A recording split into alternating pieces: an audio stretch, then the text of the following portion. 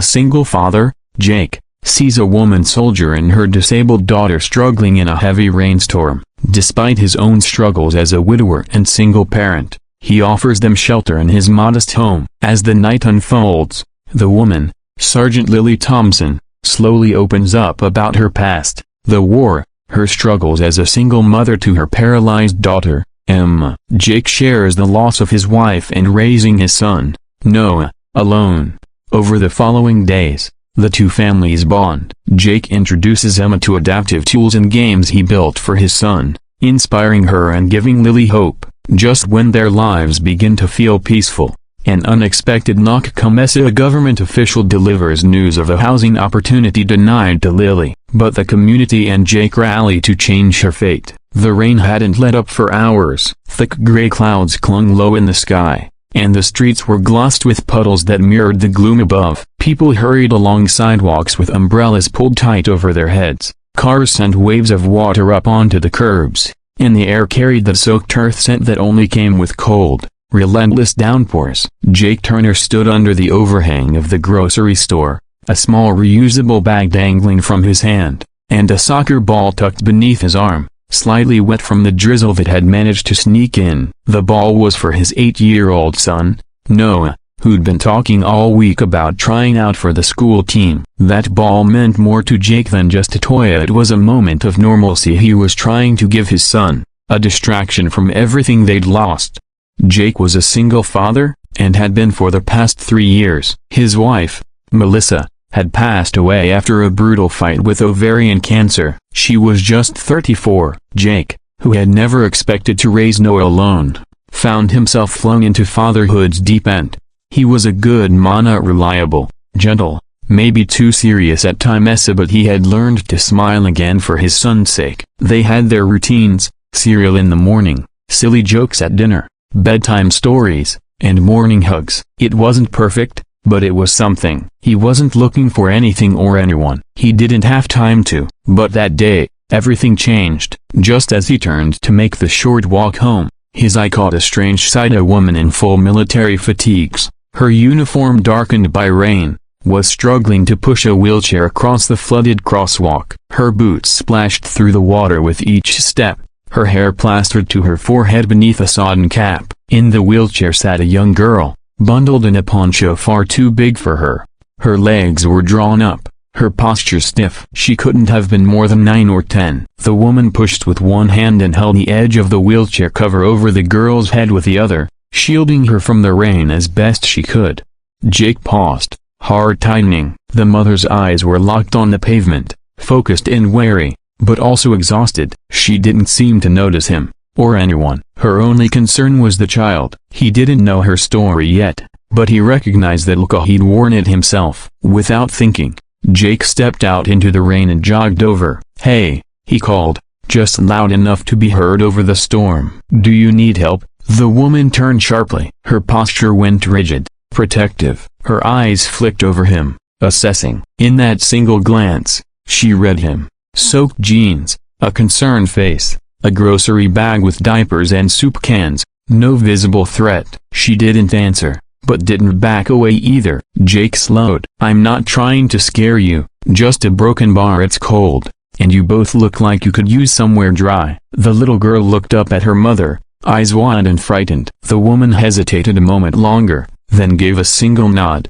Jake took the wheelchair gently and began pushing. He was careful not to move too fast or intrude too much. The woman walked beside him silently, still watching. As they neared his small house 2 blocks away, Jake said, "I'm Jake." "That's Noah's ball," he added, motioning to the ball. "He's 8. You'll meet him soon." The woman said nothing for a few more steps, then finally, "Lily, this is my daughter, Emma." Jake offered a warm smile. "Nice to meet you both." Inside his modest home, the light was warm, the furniture old but clean, and the smell of something baking in the oven greeted them like a gentle hug. Noah came rushing in, skidding on the hardwood floor. "Dad, you're back!" he shouted, then stopped short when he saw the strangers. "Whoa! Who are they?" Jake crouched down. "This is Sergeant Lily and her daughter Emma. They're going to stay with us tonight." "You'll be nice," right?" Noah nodded. "Yeah, hi Emma." He smiled at her like it was the most natural thing in the world. Jake helped Lily and Emma dry off, offering towels and Noah's spare pajamas for Emma, who was shivering. Lily declined a change of clothes but allowed Jake to warm up soup and toast. She didn't speak much. She kept her eyes on Emma, who was slowly warming under a blanket on the couch. Later, Jake sat across from Lily while the kids played with Legos. He sipped his tea and finally asked, "You want to tell me what happened?" She hesitated, then said, "I was deployed overseas, National Guard. While I was gone, a drunk driver ran a red light, hit Emma and her babysitter. Her spinea she stopped and swallowed. When I came back, I had no job. The bills from the hospital destroyed us. My husband couldn't handle it. Left a note. We lost the apartment. We've been in shelters for 7 months."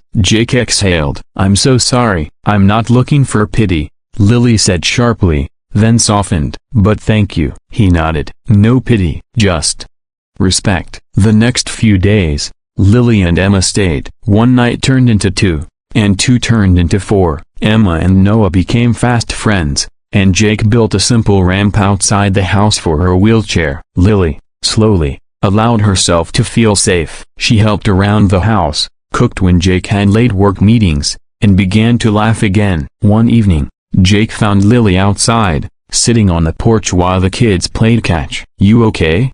he asked. She nodded, eyes on the sky. "I almost forgot what quiet felt like. Real quiet, not the kind that comes with loneliness." Jake sat beside her. "You're not alone anymore." She looked at him then, really looked, and smiled. "Neither are you." It was slow, but something beautiful began to grow. Jake taught Emma how to play adapted video games. Lily taught Noah how to polish boots. The 4 of them began to look like a family, not by blood but by bond. For the first time in a long time, both Jake and Lily felt something that had been missing, a hope. Then came the knock. It was a cold Tuesday morning when the loud, deliberate knock rang through the house. Jake opened the door to find a sharply dressed man in a government suit holding a briefcase. "Sergeant Lily Thompson." Lily came into the hallway, instantly alert. "Yes," the man sighed. "I'm sorry, but the disability housing request you submitted has been officially denied. Budget cuts. There's nothing we can offer at this time." Lily stood frozen, lips parted. Emma had been waiting for a specialized, accessible apartment for months. This news shattered what little future they had managed to piece together. Jake stepped forward. "She has a child. They need a place." The man was apologetic, but unmoved. "There are shelters." "I'm sorry." After he left, Lily sat in the kitchen for a long time, hands wrapped around a cup of untouched tea. Jake paced. "We'll figure something out." "No," Lily said. "You've done too much already. I can't stay here forever." Jake's voice broke slightly. "Why not?" "Because this isn't my home. It's yours." Jake sat down across from her. "It was just mine, then Noah's. But homes change. Maybe this one's ours now." Tears welled in Lily's eyes. "I don't want to be a burden." "You're not. Your family." That night, Jake called a few friends from his school and the local church. Then more friends. Then the Veterans Support Group. Within 48 hours, the community raised enough money to modify Jake's home permanently. Emma would have her own room with ramps, a specialized bath, and learning tools. The local school donated materials. Neighbors dropped off meals. People remembered what it meant to be human. Lily didn't say much during the renovations. She helped where she could. But one night, while tucking Emma in, she turned to Jake and whispered, "You saved us." Jake shook his head. You were always strong enough." "I just opened the door." Months passed. Emma started a new therapy program. She and Noah became inseparable. Jake and Lily didn't rush anything, but it was clear, in the glances, in the quiet talks over tea, in the comfort of shared silences, that something deeper had bloomed. One evening, as rain again drizzled gently outside, the 4 of them sat on the porch, watching the world. Emma turned to Lily. "Mom, are we going to live here forever?" Lily looked at Jake. He took her hand. "If that's okay with you." Lily smiled, tears sparkling in her eyes. "Yeah, I think forever sounds good." In a world so often cold and indifferent, one knock on a door changed everything. Not because of what was lost but because of what was found: love, family, and a reminder that even in this storm, There is always a light waiting to welcome you home.